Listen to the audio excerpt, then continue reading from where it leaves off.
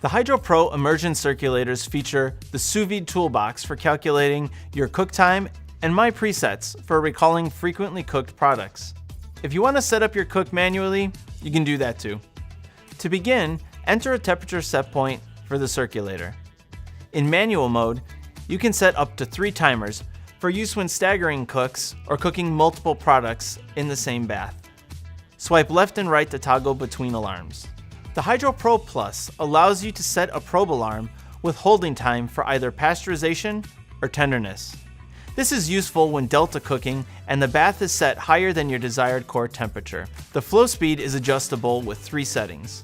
Slow and medium can be used at your discretion in either small volumes where excessive turbulence can cause the water to splash, or with low water levels where you want to protect the product from moving around vigorously. For most cooks, it's recommended to use the fast setting. Thanks for watching this video.